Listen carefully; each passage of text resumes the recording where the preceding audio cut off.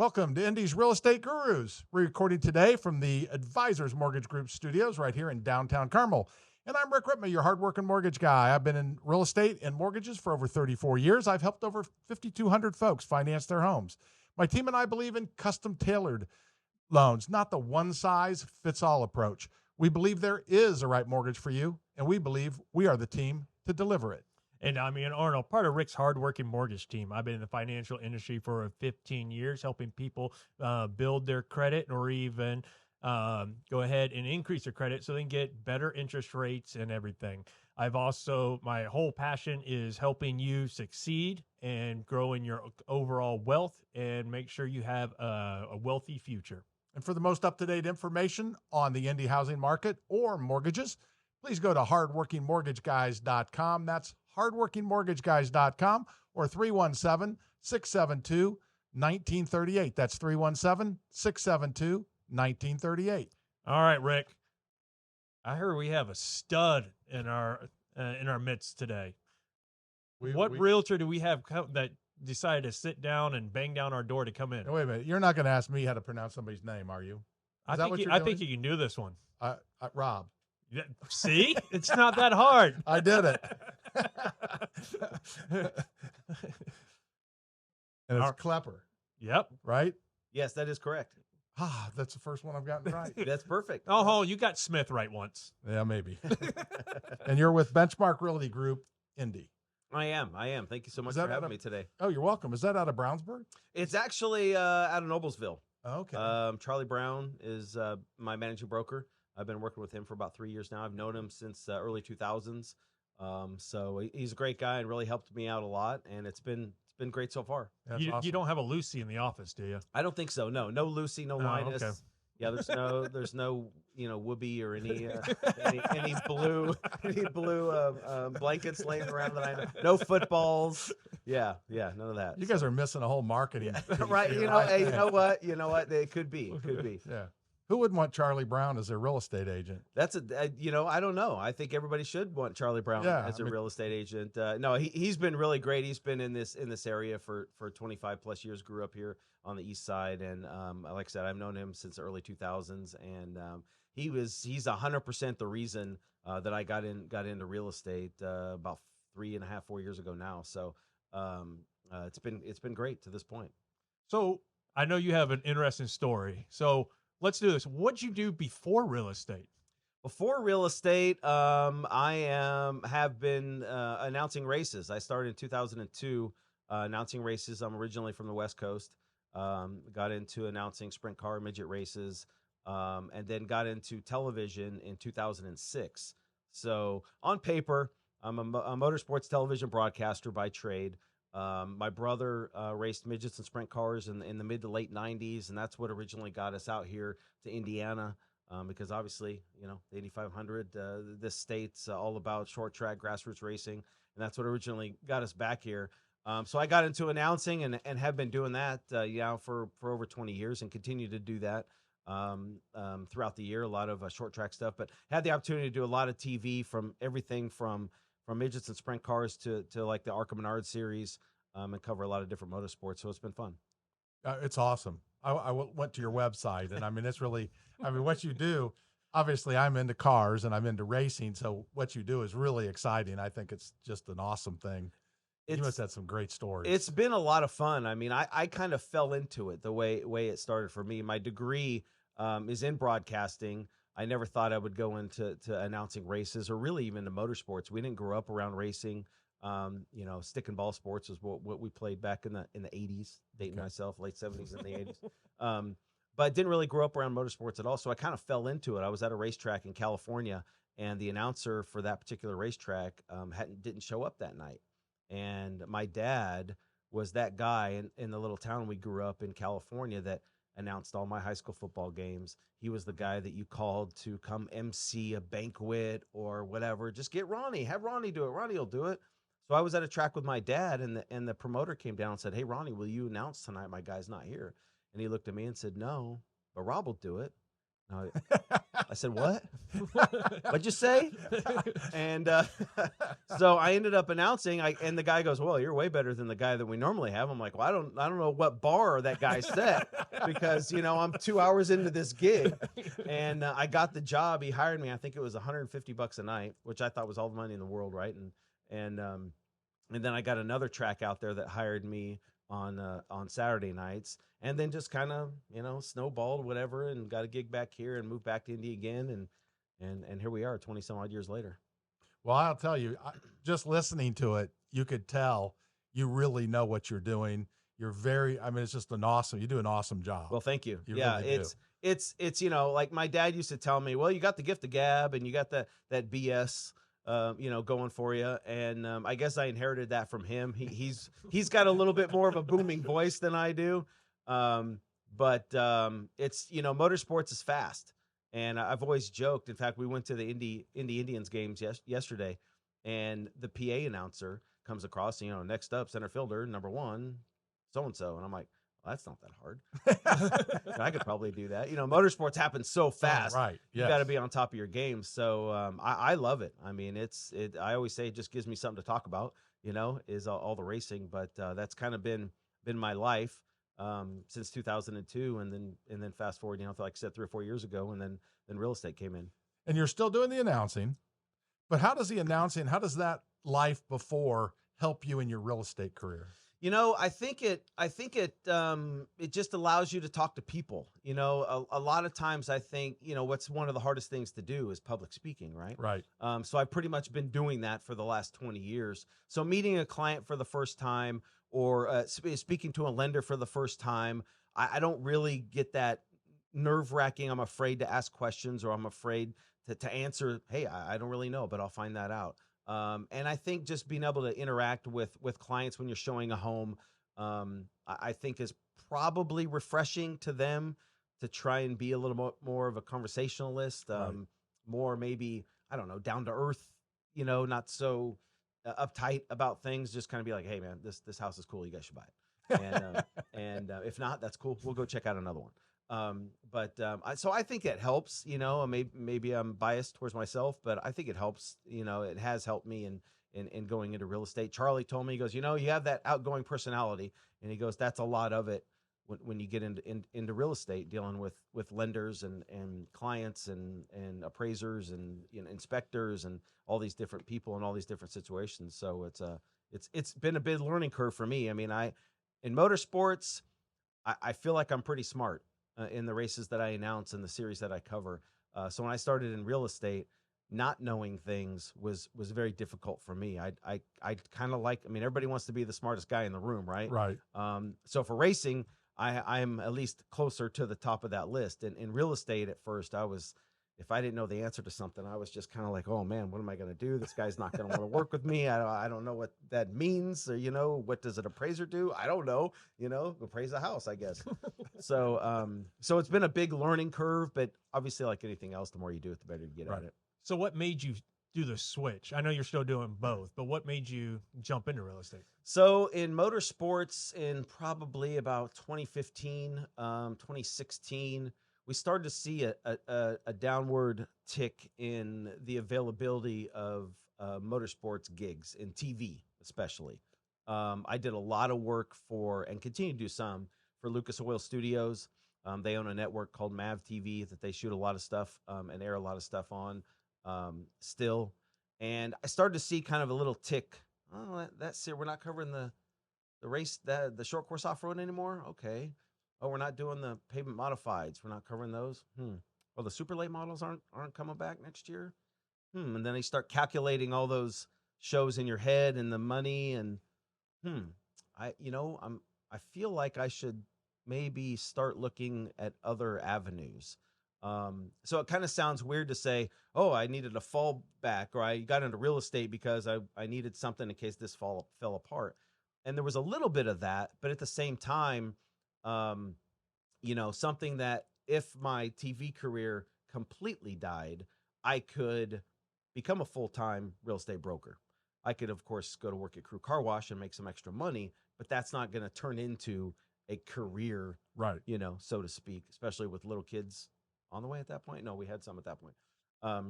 So with everything in motorsports television kind of starting to die down and the live streaming becoming more popular, budgets for live streams were lower, not as much money out there.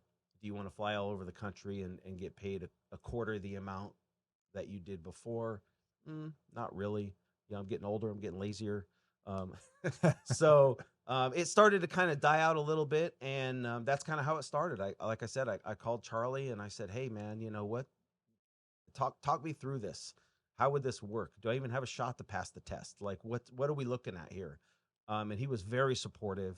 And like I said, without him, I probably wouldn't be doing it right now.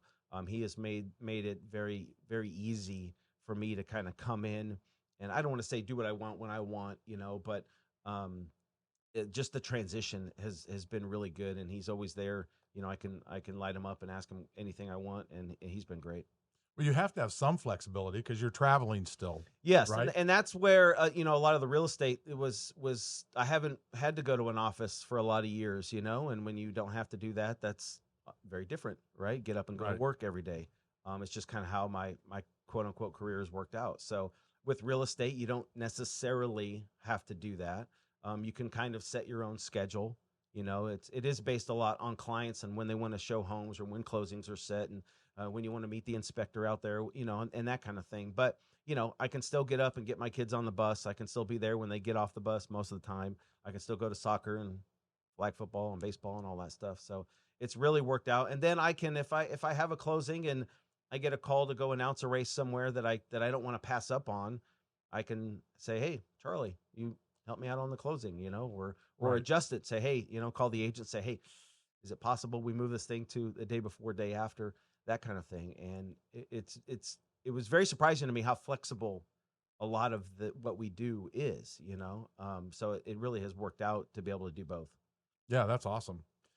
So when you're you get into real estate, you still have your TV career. How did you get How did you get off the ground? Because you're doing really well for somebody who's really you do it most. It sounds like not maybe not total full time, but kind of full time. Yeah. How did you get going? Well, it's funny because I've only known the COVID pandemic real estate market, which, as we all know, went bonkers in 2020. I got my license in the beginning of 2020. Okay. And then the pandemic hit, and I didn't really know what was going to happen with all the motorsports that I was planning on doing. If they were going to get rescheduled, they were canceled. They didn't allow fans in. How that was going to all work. Everything ended up working out okay that year. So I kind of delayed really getting into real estate till about 2/3 of the way through 2020. And it was very, like I said before, it was very, I don't want to say scary, but it was, you're going to show someone, they're going to have multiple offers before they even list the house, like they're going to be pre-approved to 100 million. They're going to offer 300 million and then you're not going to get it. And you go, "What'd you say?" What? So what am I doing? So the idea of, no houses on the market, essentially 17 offers within 5 minutes. And if you don't have appraisal gaps and people offering above list and insane amount of cash on top to try and sweeten the offer. And I don't know if we should inspect this one because that guy may want it, and all these little tricks. That was all I knew really up until really the end of last year. So it just was making those connections with the client saying, "Listen, if you really want it, this is what we got to do." And it just so happened that it worked out a lot in the end of 2020, mainly 2021. And then last year, the first few quarters, 2/3 of the year was pretty good. And then it started to taper off a little bit. And then we're in kind of what we're in now. But it worked out really good from the start. We have a handful of lenders that were feeding us leads coming from the West Coast, and everybody in motorsports that wants to be in Indiana, or people that I know that don't want to be in California anymore for whatever particular reason, we're looking to come this way. Okay. So that helped me out as well, because just connections, right? The word of mouth. "Oh, I got a buddy that knows someone that wants to move to Indiana." You go, "Have them give me a call." Right. So that was some of it as well, kind of the word of mouth thing. And that was one thing that I didn't really understand at first. And Charlie had told me, he's like, listen, more people in motorsports, like you're coming into real estate with a good base of people that where most people, Right. have 300-400 people. I don't, you know what I mean? Like Yep. I just had a bigger pool that I could put out there, and more people would see my Facebook post and say, oh yeah, if I'm going to move to Indy, maybe I'll call Klepper. So that paid off for me as well. And hopefully we'll continue. Yep. I keep saying, you got to move. So, Rob, if a racing fan definitely wants to talk racing while they're buying a home, how would they reach you?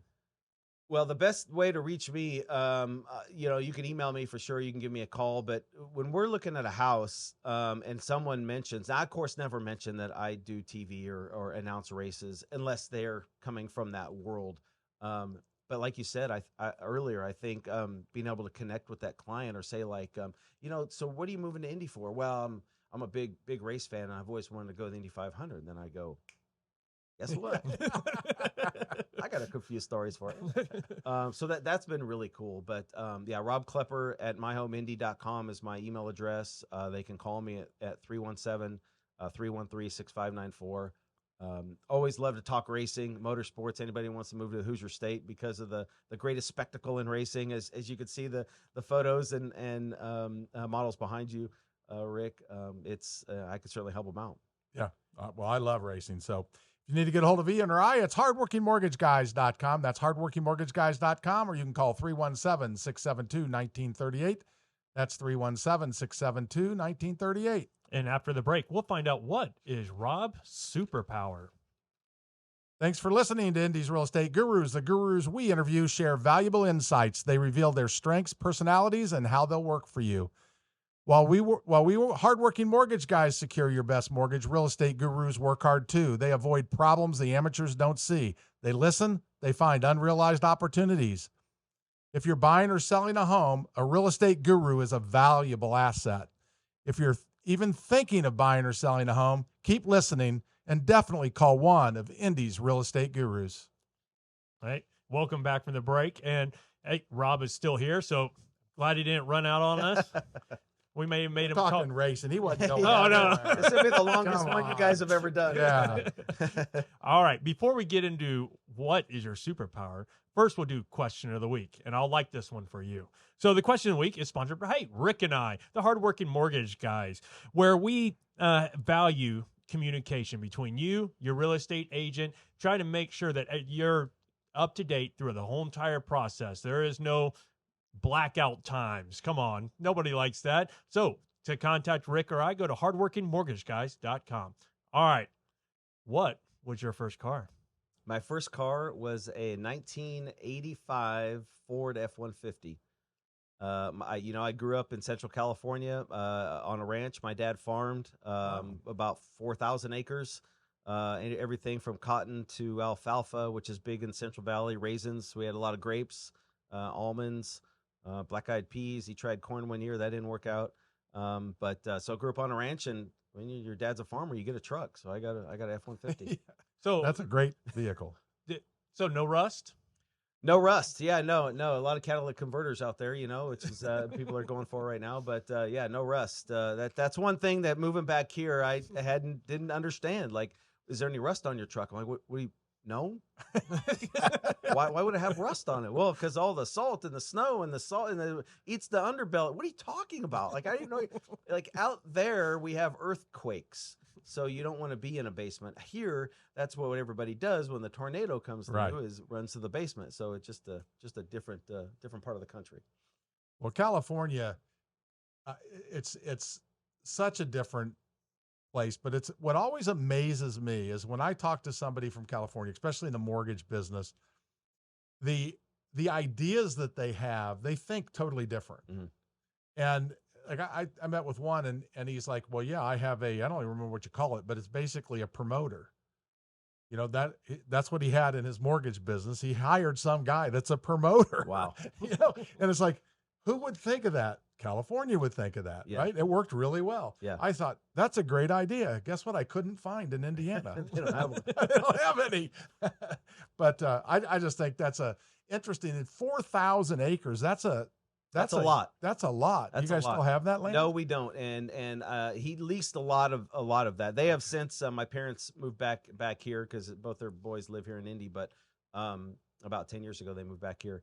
But they leased a lot of that ground. I always joke that, man, if he owned all that ground, I would probably be a farmer. You know, why not? But yeah, so grew up, you know, baling hay and driving tractor and changing water and picking grapes and all that stuff. So a lot of people don't believe me when I say that I've done all that, you know. But yeah, wouldn't change it for anything. I wish I had 4,000 acres for my kids to go bale hay on and learn that deal. You know, Well, you learned how to work hard. yeah, and you know, I mean, things are a little different these days. You know, my kids are small, 9 and 7. But you know, every time I go out to cut the grass, I'm like, yeah, next year, buddy. Next year. That's what I say to Next my year, son buddy. every year. Yeah. So, I mean, it was great. You know, Central California, not the most aesthetic pleasing part of the state. They're in the valley, just south of Fresno. But yeah, I mean, you could drive 5 minutes and your buddy would give you a crate of grapes or a crate of you want apricot? You guys apricot? I don't care what you say, how you call it. Just go get me some, you know, because they're right there.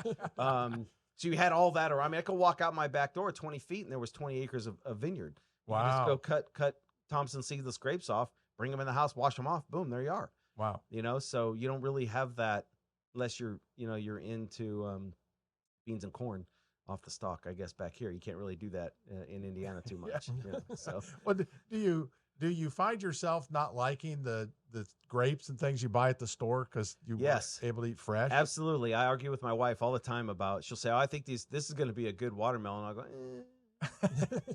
I don't know about that. Or you know, we buy a lot of grapes. We eat a lot of grapes, and so I'm always like, okay, we'll find out right now. I eat one and go, we'll see. We'll give them to the boys. They'll eat them. They'll eat anything. Yeah, they'll eat anything. So what would you say your superpower or superpowers are?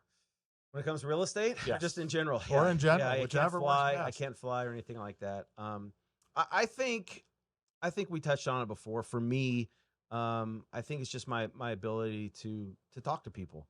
You know, as we would say, you know, shoot the stuff with people, you know, because I think a lot of people don't want to be, you know, that used car salesman mentality of coming up and trying to sell them a home. And what do you know, what's your budget? And we want to go see and and just talk to them, you know, and explain to them about the business and what you're in for in that particular moment. But just talk to them like a person, you know, and not sell them something. I think sometimes they're more receptive to, you know, hey man, I think this is a good house. You want to go check it out? It's got this, checks off this on your, you know, on your list. If you like it, great. If not, you know, it's fine too. Just let me know, kind of a thing. And I think people are a little more receptive to that. I don't know if that's a superpower. My wife would say that maybe I talk too much from time to time. But I think people are receptive to, you know, that human interaction, if you will. Yeah. I don't think we get it enough. You know, I think there's a lot of times, you know, people text and they email and they don't have that human connection. Yeah. And I think that makes a huge difference. I think so too. And I think we're all guilty of that. You know, it's a lot easier to go check out this address, tell me what you think, rather than call someone up. It's a lot easier. We want to do stuff instantly. And if you're multitasking or you have a lot going on, you know, a text or an email is just as easy, gets the job done, so to speak. But I think people enjoy the ability to be able to talk to a person. I mean, how many times have we called the credit card agency or the cable company and, you know, hit number one, and you never get a real person. Right. You just sit there, keep hitting 0 because you want them to send you to an actual agent to talk to find out what the heck's going on. So I think for me, that's probably, I mean, a lot of the agents that I've worked with, they're all really good at that, you know, right. At the speaking part. And I was very nervous when I first started to talk to another agent, because at first I thought like, okay, we're battling, but I soon found out that we're in this together. Right. You know what I mean? Like, right. You're representing the seller and I'm representing the buyer, or vice versa, but we're a team. We need to make this transaction happen in the best way for each of our clients. So I was apprehensive to ask a question or say, hey, you know, my buyer wants to know this. And, was she going to yell at me because I'm asking this question? And it's not like that. No.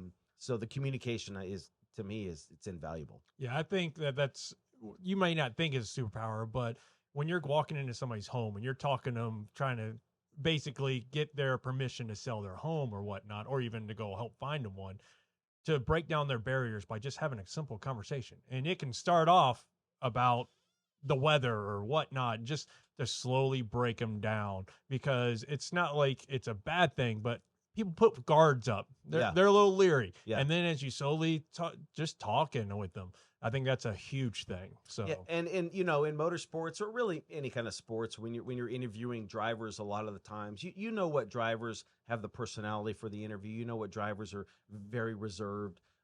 So before you start the interview, like you said, you kind of just mix it up with them a little bit, get them to loosen up a little bit, because I want you to be more animated when we get to the interview. So you'll ask them some weird things or goofy stuff to get them to kind of calm down. Before you tick them off. What the heck were you doing there when you took out some, now if they're already mad, then there's not much you can do, but walking into a house and seeing Purdue stuff all over.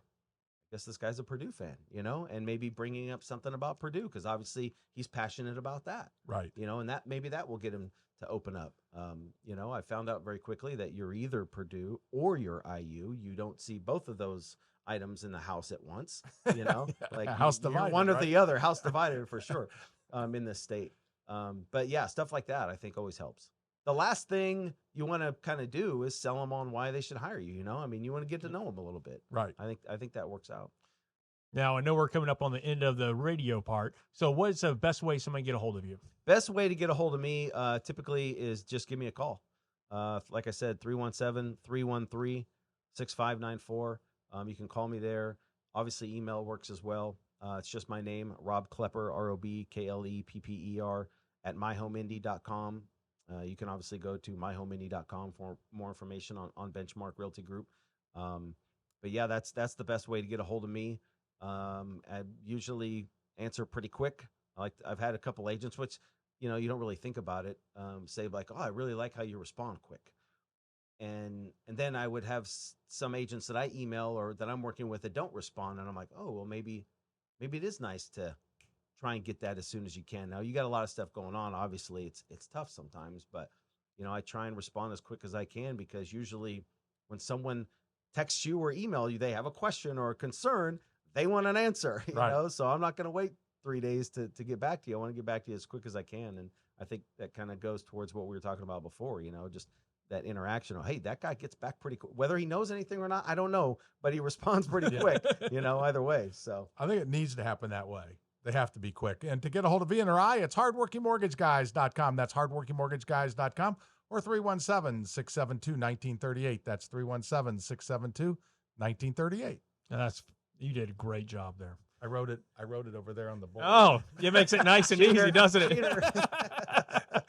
All right. And if you were listening on the radio, go ahead to Indy's Real Estate Gurus podcast on basically any platform, and you can find us and finish listening, because you need to hear the rest of this. All right. Hey, welcome back. And if you chose this from the podcast side, you chose the right chapter. So congratulations. All right. Great news is Rob is still here. So I like to ask this question. What do you think is your most memorable deal? My most memorable deal. Maybe my first deal. And that I had a lot of assistance on that. It was right around the beginning of 2021. A young couple, an older couple that had just a tragic story that had recently happened to them, and were looking to, get out of one place because of what had happened to them, to get somewhere to start fresh. Had some grandkids that they were. Is there something else I can help with? And it was just a neat story, and I was glad that it all kind of came together. And I think I was thinking about this on the way here.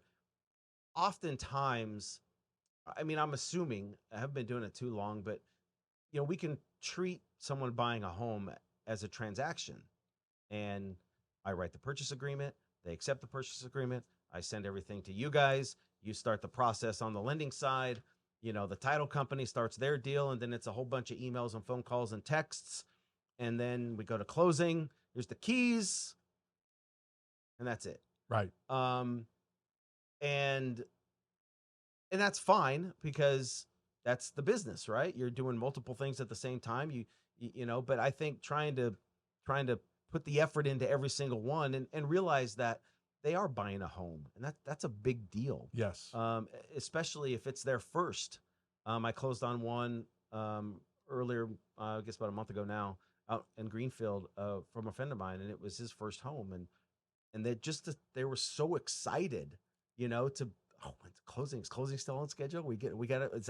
Did they hand us the keys then? No, they're gonna slide them across the table and it's yours, you know? Like they were so excited. And sometimes I think you forget that, you know, that it is a big deal. So that first one, I haven't had one like that. And I think that was pretty memorable. Yeah. Yeah. I think that's tough because you have to remember how exciting it is for them. And then on the other side, you have to keep it down the path, very professional. Right. You know, so you do have, you're kind of playing two roles there. And also through the process, there's always things that come up that you have to really, you know, guide them through. Right. Yeah. Because they, you know, and I think a lot of times you assume people know what's coming, Right. You know, and they don't. Some of them do that have done this before, you know, but first-time home buyers, they don't know that title has to do X, Y, Z, Right. or that the lender's going to ask you for this because he needs to know how come you got that to get to here because you use that to do, Yes. you know, and they're going to, what does that matter? It's in my account. Well, it matters how it got there, you know, Yes. or whatever. So they don't know what's coming. So just, I like to, when I first meet clients for the first time, I like to have, my wife calls it, did you have the scary talk with them? And the scary talk is what it takes to get the ball rolling, right? So earnest money. Some people don't think they need to submit earnest money if they're first-time home buyers, or what an inspection costs, what appraisal costs before you even get to the chance of making your down payment and your closing costs and all of that kind of out of pocket. Okay, man, you know, you got to have, you're going to part with about $2,000 before we even get into this or whatever the case is. And some clients are like, whoa, okay. Yeah. And some are like, yeah, it's no problem. Yeah, no, I got it. You know what I mean? But again, keeping them informed so that they know what's coming down the pipe. Yeah. Because if they don't, and they're like, whoa, I didn't know that I had to pay for this up front. Like, you didn't? Like, in my mind, I just assume everybody knows that. Right. You know, but you kind of have to walk them through it. Yeah. I used to train a lot of people, and I used to use your TV remote as an example. Everybody knows how to use a TV remote, but you go to your friend's house and use their TV remote. Oh, how do I turn the TV on? What do I do? Yeah. It's a TV remote, but it's second nature to you. Mm-hmm. But if you have a TV guy that installs TVs all the time, he'll come in there and write. But again, that's one of those things when you've done it, when you do it countless times, it's different than somebody might only buy 1 to 4 homes in their whole entire lifetime. Yeah. So they're not used to, or the first transaction might have went smoothly. Well, now this one comes up, the appraisal, oh, look, it needs new windows or there's a busted pipe. Or what do we do now? Right. Yeah. And that's what's fun, I guess, to a point, not busted pipes, but that every transaction's different, you know? I mean, you want them to go perfectly smooth every single time. Do they? Absolutely not. But it seems like there's always something new that comes up.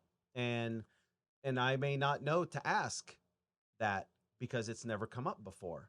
And now it came up. Now that's something I always ask about, you know, like, hey, what is the pipe? Are the pipes busted? You know, things like that. Right. So that's what's ever changing and it, to me, intriguing, you know, in motorsports, it's a bunch of dudes going in a circle, you know, with one guy that's going to win. It's essentially the same thing a lot, even though the players are different, the race is different. So the track's different.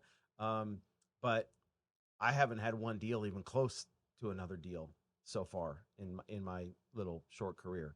And I think that's kind of cool, you know? Yep. And I think that's kind of normal. I have to agree. I couldn't imagine that someone goes, oh yeah, I've had so it closed on 15 homes this year and they're all identical, all cash, no issues. And you're like, what? Well, you're like a Svengali, like what? So I don't know. I've never heard of anybody like that unless they're working with like an investor and they just start throwing the money. But even then, because of inspections and everything else, yeah, unless you're waiving inspections and doing that, there's going to be things that come up that have to be taken care of. And that's like you said, that's what makes it interesting. Yeah. I think, again, like watching an inspector do their job to me is fascinating. When they're walking around with that flashlight and they go, oh, yeah, you see that right there? I'm like, what? What? Yep. And they move on. What just happened? What are you doing? Or they jump down in that crawl space and they're yelling at you, like what's going on? That's fascinating to me. I wish I knew all this before I bought my first house. Right. It's just knowledge and I always tell clients, like, you need to be an inspection. If you can, you got to be there because it's your house and they're going to tell you things that you're going to remember. And that 50-page report is basically a blueprint of what you need to do to get your home to the level you want it to be at. Right. Albeit, tightening up a little screw that's loose on a whatever. But so it's important.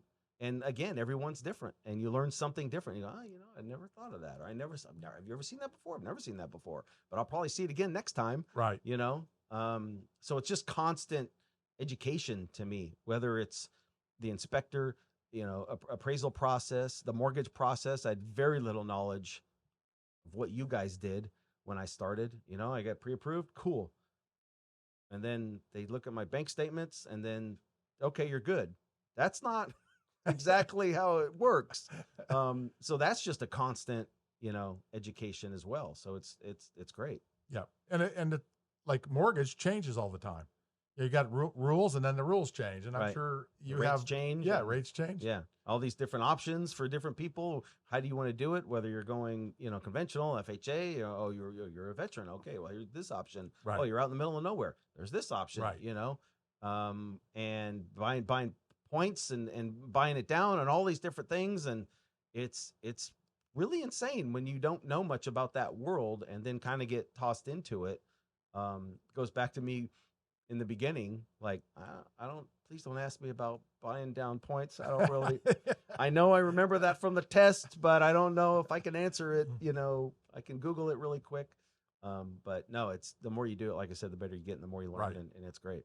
Yeah. And nobody's ever going to have all the answers. That's the reality. Even as long as I've been in the business, there's still times something will come up and it's like, well, I'm not 100% sure. Yeah. And partly because the rules change all the time. Yeah. So you think but I learned long ago, you can't depend on what you did before. Right. Because the rule may have changed. Yeah. It's every time I talk to my accountant during tax season. Yes. Because I've been a contractor really my whole adult life.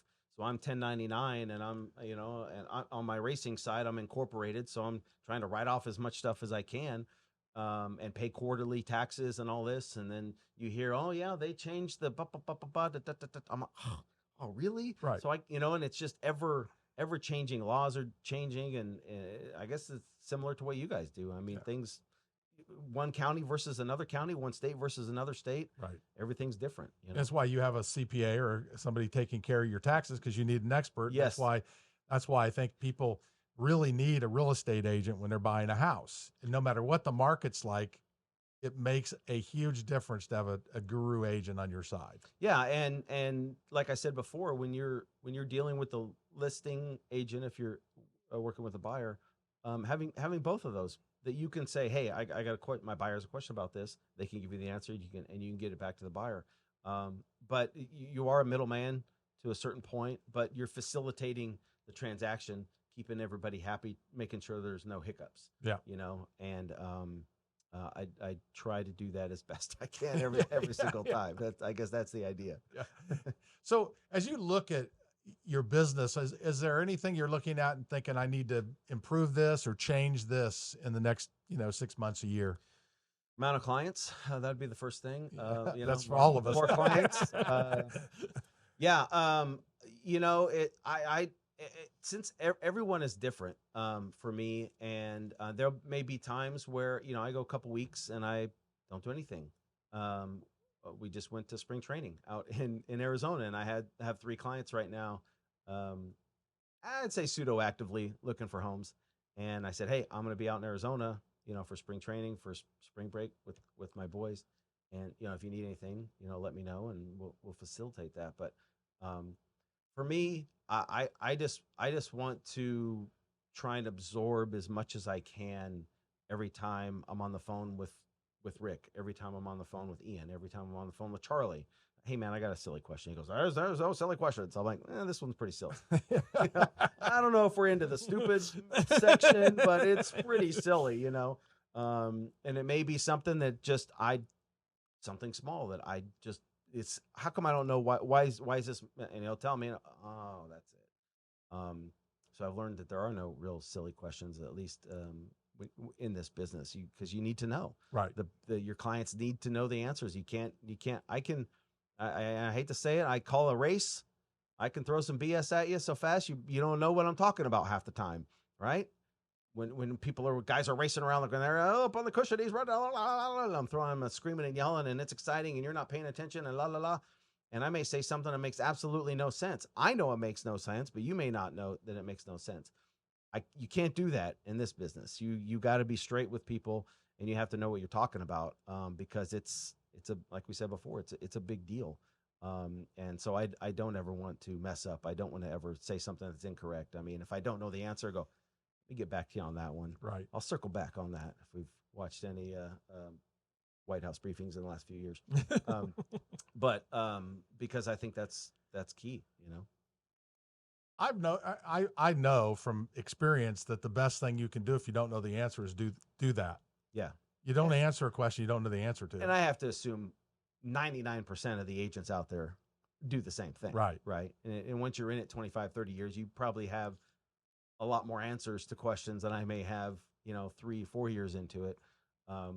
But it's ever changing. And like you said, something pops up, the law changes in your world. Oh, that means from now on, the answer to that question is not this for the last 10 years. Now it's this. And that's a struggle sometimes. And that's a struggle. Yeah. So you have to know that. Yep. You can't just go, no one's going to ask me about that. Now, what about mentors? It sounds like Charlie's a big mentor. How important have mentors been in your career? It's for me, he owns his own shop. He's a managing broker. We have about 3 agents that he works with, but for me, it's been all Charlie Brown. He's been great. Like I said, I wouldn't have gotten into real estate without him. He has pointed me in all the right directions. He's been great to work with. I've known him forever, so we can cut up to each other. It's not necessarily principal broker and the agent. It's more like 2 buddies, which is nice. So he's been doing it for 25 plus years. So he's seen virtually everything that can happen. He's seen the markets in this area go the way they've gone. Any agent, I'll say like, yeah, I just wrote an offer for this house over here for so-and-so with this, this agent? Oh yeah. I've done 10 deals with her. She's great. Yeah. Okay, good. And you're like, that okay, helps. Awesome. That kind of stuff. And I can say, hey, so I was talking with, my principal broker, Charlie Brown. Oh yeah, I know Charlie. Yeah. So, it kind of is like, oh, you must be okay if this guy's good. Right. This guy's cool. So, right. He's 100%. Yeah. He's the guy I look up to. He's the guy that I ask all the questions to. Now I've had some transactions with some really cool people as well. And, hope to do business with them in the future. But without him, I'd be walking around trying to announce races and, for $10. Yeah. So while you're announcing races, you ever let it slip? Hey, I do realty too. Contact me. No, I don't. I don't. I've joked to different series directors or different things. I would say, hey, we don't have a sponsor for the feature lineup, do we? Or we used to have one. Do we still have that sponsor? No, we don't have that sponsor anymore. Or they their contract ran out. They didn't want to renew. I'm like, okay. So can I just call it whatever I want then? No. You sure?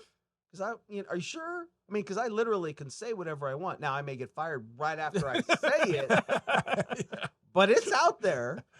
So no, I never have done that. Though I have bugged Charlie once in a while. I go, you know what? You really should sponsor this part of this series, I think you would get a lot out of that. And then by me bringing the sponsor to this series, maybe I get, a percentage from the series for bringing a sponsor, not knowing that it's actually the business that I work with. Maybe that's too close to home. I don't know, but doesn't sound like it. no, They don't care. It They hasn't just want the happened yet. business. It And hasn't happened yet. I won't report anything. You're all right. Right. Yeah, we're good. Yeah, keep this between us. yeah. Don't tell anybody.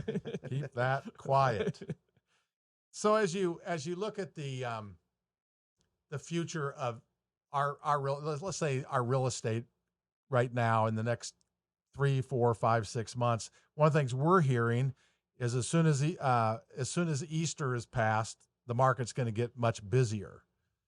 There's going to be a lot of houses coming on the market. Is that what you're seeing, or what are you seeing in the future? Yeah, it's tough to say. I mean, we kind of thought, towards the end of last year that things were starting to transition more to buyer's market, and that we were going to have this influx of inventory, and we've seen more houses become available, but not a ton. So I think it's hard to say exactly. Some people, especially on the buyer's side, with rates going up, they don't know what the Fed's going to do, and how things are going to go with the election in a couple of years and what's going to happen. I can see more houses coming on the market, but I can also see them sitting there for a little while as well. We see that right now. Like, I guess if a house comes on the market and it's a really, really nice house, perfect, maybe a flip or a really nice home, then they might go. If it needs a little bit of TLC, I've seen those kind of stick around a little longer. Okay. Maybe people don't want to put the extra effort in, or go, you know what, we're just going to hold off a little bit. Whereas, the last couple of years leading up to this year, it was like, I'll fix that. Right. Here's an extra 50. Let's do it. And you're not seeing that as much. So I'd love to see after Easter a bunch more, and it start to change. But it's kind of one of those things right now. Like I said, I mean, I only really know the pandemic type market, so it's tough to really foresee the future. So we'll have to kind of wait and see, I guess. Yep. Who knows? That's the problem, Yeah, right? We yeah. can't see the future, Yeah. but we are running out of time. So if anybody needs to get a hold of you, what is the best way to get a hold of you for any real estate needs or just to talk about racing? 317-313-6594. That's my phone number. You can also email me at robklepper@myhomeindy.com. That's ROBKLEPPER@myhomeindy.com. And to get a hold of Ian or I, it's hardworkingmortgageguys.com. That's hardworkingmortgageguys.com, or 317-672-1938. That's 317-672-1938. And a reminder, if you know any friends, family, or coworkers looking to buy, sell, or refinance, let us know. We'll be more than happy to help them. Thank you and have a wonderful day. And don't forget to follow us. Branch NMLS number 33041. Rick Rittman's NMLS number 664589. Ian Arnold's NMLS number is 1995469. Equal housing opportunity. Some restrictions apply.